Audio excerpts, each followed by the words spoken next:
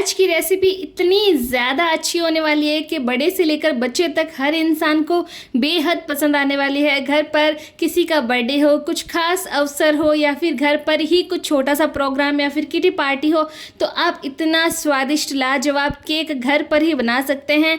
और इसको बनाने के लिए हम सबसे पहले कुछ प्रिपरेशन कर लेते हैं। जैसे यहाँ पे केक टिन को तैयार करना, जिसमें हम केक बनाने वाले हैं उस बर्तन को तेल से अच्छे से ग्रीस कर लेना है। बटर पेपर अगर आपके पास नहीं है तो थोड़ा सा मैदा छिड़कें और अच्छे से स्प्रेड करें। एक्स्ट्रा मैदे को झटक कर निकाल दें। और यहाँ पे मैंने ये नमक लिया है, यही नमक मैं बार बार जब केक बनाती हूँ तो यूज़ लेती रहती हूँ, इसलिए इसका कलर कुछ ऐसा हो गया है।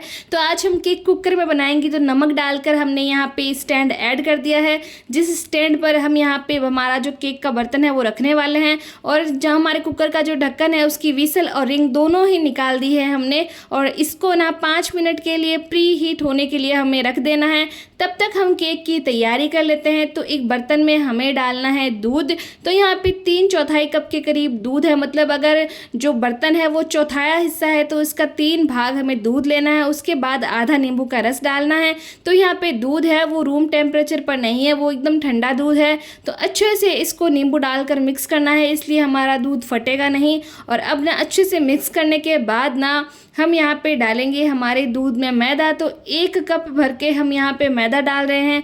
अभी हमें बिल्कुल भी एक्स्ट्रा दूध की ज़रूरत नहीं है। 1 कप भर के हमने यहाँ पे मैदा डाला। उसके बाद आधा कप के करीब हमने यहाँ पे डाली है पीसी हुई चीनी। और आधा कप चीनी डालने के बाद 2 चम्मच एक्स्ट्रा और चीनी डालेंगे। यही एकदम परफेक्ट मेजरमेंट है यहाँ पे केक को एकदम अच्छे से मीठा करने का, नहीं तो आपका केक फीका रह जाएगा। और 1/4 कप के करीब मैंने यहाँ पे डाला है सोयाबीन का तेल।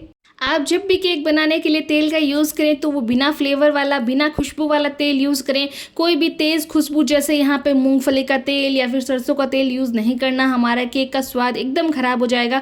तो अब ना इसे बहुत अच्छे से हमें यहाँ पे फेंटना या फिर मिक्स करना बोल सकते हैं। कोई भी इसमें लम्स नहीं रहने चाहिए, यकीन की छोटी छोटी गुठलियाँ जो है वो इस बैटर में बिल्कुल नहीं रहनी चाहिए। एकदम स्मूथ चिकना बैटर हमारा बनकर तैयार होना चाहिए। जितना चिकना बैटर होगा उतना ही अच्छा केक हमारा फूल कर यहाँ पे तैयार होगा।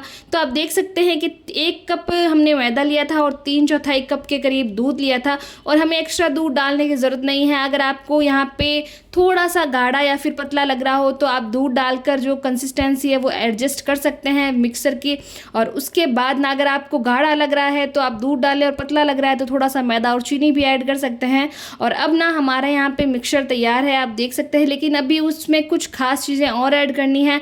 हम डालेंगे यहाँ पे वनीला एसेंस, जिससे केक का जो स्वाद है वो बेहद अच्छा हो जाएगा। और उसके बाद डालेंगे 1 चम्मच भर के हम यहाँ पे बेकिंग पाउडर, और आधा ही चम्मच के करीब हमें डालना है यहाँ पे बेकिंग सोडा। और बेकिंग सोडा और बेकिंग पाउडर को डालने के बाद हमें एक ही डायरेक्शन में बहुत अच्छे से फेंटना है, ताकि हमारा जो केक है वो बहुत ज़्यादा फ्लफ़ी, सॉफ्ट और बहुत ही ज़्यादा अच्छा बने। देखो, हर रेसिपी को एकदम परफेक्ट और अच्छा बनाने के लिए कुछ छोटी छोटी चीज़ें होती हैं। अगर आप उन चीज़ों का, बातों का ध्यान रखें तो आपकी हर एक रेसिपी पहली ही बार में एकदम परफेक्ट और बहुत अच्छी बनेगी। तो इस तरह का बैटर यहाँ पे तैयार हुआ है, एकदम रिबन कंसिस्टेंसी है, मतलब केक का बैटर ऊपर लेते ही नीचे की तरफ अच्छे से रिबन की तरह गिर रहा है। तो बस फटाफट से हमने जो केक टिन तैयार करके रखा था उस केक टिन में सारा का सारा बैटर हम यहाँ पे ऐड कर देते हैं। क्योंकि हमने इसमें बेकिंग सोडा और बेकिंग पाउडर डाल देकर अच्छे से मिक्स कर दिया है, तो इसे ज़्यादा देर हमें यहाँ पे नहीं रखना। इस बात का ज़रूर से ध्यान रखिए कि अगर आपने केक के बैटर में बेकिंग पाउडर और बेकिंग सोडा डालकर उसे रख दिया तो आपका केक बिल्कुल भी फूला फूला, स्पॉन्जी और सॉफ्ट नहीं बनेगा। इसीलिए हमने जो केक टिन है उसको और कुकर को पहले ही प्रिपेयर कर लिया था। तो अब ना हमारा जो केक टिन है उसको हल्के हाथ से 4 से 5 बार अच्छे से झटके, ताकि इसके अंदर कोई भी अगर बबल्स बने हुए हों तो वो अंदर ही ख़त्म हो जाए और हमारा केक एकदम परफेक्ट बने। दूसरी तरफ हमारा कुकर भी अच्छे से प्री हीट हो गया, इसलिए केक का जो बैटर है उसको बहुत सावधानी से आपको अंदर ऐड करना है। तो अब ना इसे ढक्कन देकर लो टू मीडियम फ्लेम पर आपको कम से कम 35 से 40 मिनट के करीब पका लेना है। मैंने यहाँ पे इस केक को 40 मिनट के करीब बेक किया था।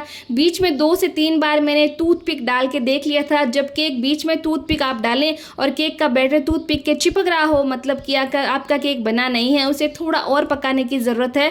तो मैंने 2 से 3 बार चेक कर लिया था। और अब ना मैं लास्ट बार आपके सामने एक बार और चेक करके आपको बता देती हूँ केक जो है सबसे लास्ट में बीच में से बेक होता है, तो टूथपिक को हमेशा बीच में डालें। अगर टूथपिक ना हो तो आप किसी चाकू या फिर नुकीली चीज़ का यूज़ कर सकते हैं, बीच में डाल कर देखें। अगर बैटर बिल्कुल भी नहीं चिपक रहा है, मतलब हमारा केक यहाँ पे अच्छे से बेक हो गया है, तो अब ना हमारा केक और कुकर जब प्रॉपर ठंडा हो जाए तो बस इसे वहाँ से निकाल लें कुकर से। और अब ना हमारा केक इतना ठंडा हो गया है कि हम इसे आराम से हाथ लगा सकते हैं, छू सकते हैं। तो सबसे पहले आपको केक को छुटाने के लिए इसके किनारों को छुटाना पड़ेगा। तो यहाँ पे चाकू की मदद से सबसे पहले इसके जो किनारे हैं उसको हल्के हाथ से आपको निकाल लेना है। ट्रस्ट में ये केक इतना ज़्यादा सॉफ्ट बना था, इतना ज़्यादा फ्लफ़ी बना था कि मेरे घर में तो सबको बेहद पसंद आया था और ठंडे होने का वेट भी नहीं किया था किसी ने। जैसे ही मैंने फ्रीज़ में रखा और 15 ही मिनट में यहाँ पे केक सब लोगों के हिस्से में आ गया था और सब लोगों ने बहुत चाव से खाया था, क्योंकि ये केक बना ही इतना स्वादिष्ट था। और हमने इस केक को स्वादिष्ट बनाने के लिए किसी एक्स्ट्रा चीज़ जैसे ड्राई फ्रूट, टूटी फ्रूटी या फिर चिप्स, चोको चिप्स या चॉकलेट, किसी भी चीज़ का यूज़ नहीं किया। सिंपल घर की वस्तुओं से केक बनाया है और केक बेहद स्वादिष्ट निकल के आया है। आपका भी जब कुछ मीठा खाने का मन हो या फिर कुछ घर में छोटे मोटे फंक्शन हो तो ये वाला केक आप ज़रूर से बना कर ट्राई करें। आपके घर के सब लोगों को इसका स्वाद बेहद पसंद आएगा। तो अब ना केक का जो टिन है उसको किसी प्लेट पर रखकर उल्टा करना है और हल्के हाथ से थपथपाना है। आपका केक बेहद आसानी से बाहर आ जाएगा। तो मेरा जो केक है यहाँ पे बहुत ज़्यादा सॉफ्ट, बहुत ज़्यादा फ्लफ़ी और बहुत ही ज़्यादा डिलीशियस बनकर तैयार हुआ था। और मैं आपको केक के अंदर की जाली बताऊंगी, वो देखकर तो आप खुद कहेंगे वाकई में कितना ज़्यादा जालीदार, कितना ज़्यादा फ्लफ़ी केक बना है। तो आप इस केक के अंदर की जाली देखिए कि कितनी ज़्यादा अच्छी उभर कर आई है। तो एक बार ये केक ज़रूर से बनाएं। Thanks for watching the video.